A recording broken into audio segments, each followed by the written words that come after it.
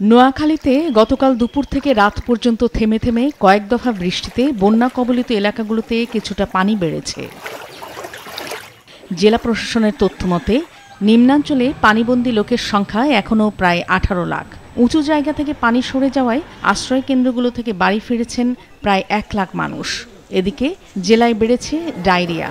স্বাস্থ্য বিভাগের তথ্যমতে 8টি উপজেলা স্বাস্থ্য কমপ্লেক্স ও জেনারেল হাসপাতালে চিকিৎসা নিচ্ছেন 470 জন ডায়রিয়া রোগী এবং 9 জন সাপে কাটা রোগী। এই পানিগুলো কমতেছে আস্তে আস্তে, বেশি কমে না। বাড়িতে যেতে অসুবিধা হচ্ছে, পায়ের অসুবিধা হচ্ছে, বাজার ঘাটে উঠতে অসুবিধা হচ্ছে। বন্যা যখন পানি ছিল একেবারেই বুক সমান ছিল, এখন পানি নামা শুরু করছে, রাস্তা ভাঙা শুরু করছে ব্যাপক ভিত্তিক।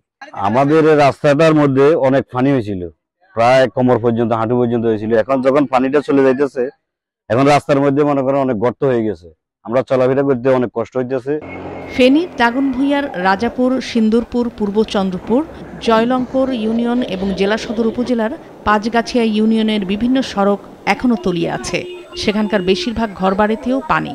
দীর্ঘদিন পানিতে ডুবে থাকায় ব্যবহারের অনুপযোগী হয়ে পড়েছে বাড়িঘরের সব আসবাবপত্র ও ইলেকট্রনিক সামগ্রী। আমাদের এই বন্যার পানির কারণে ফার্নিচার, ফ্রিজ, টিভি যা আছে, খাট পালং সব নষ্ট হয়ে গেছে। এখনো পর্যন্ত ঘর বাড়িতে পানি, তার ফলে মানুষ বসবাস করতে খুবই কষ্ট হইতেছে। রাস্তা, বাড়ি, ঘর পানি মাথা সমান ছিল, একটু এখন কমছে। এখন তারপরও গাড়ি ঘোড়া কি অবস্থা, চলবে না চলবে। ওই দোকান দিয়া আমার সংসার চলে, ছেলে মেয়ে চলে, খাওয়া দাওয়া চলে, এখন সবকিছু বন্ধ হয়ে গিয়েছে। এবং আমার বাড়িতেও, বিশেষ করে আমার বাড়িতে সবকিছু তুলে নিয়ে গিয়েছে। লক্ষ্মীপুরে নিম্নাঞ্চলের বাড়িঘরের পাশাপাশি আশ্রয় কেন্দ্রের মাঠেও হাঁটু সমান পানি। যেসব এলাকায় পানি সরে গেছে সেখানকার বাড়িঘরে ফিরে বিশুদ্ধ পানি, খাবার ও জ্বালানি সংকটে পড়েছে মানুষ।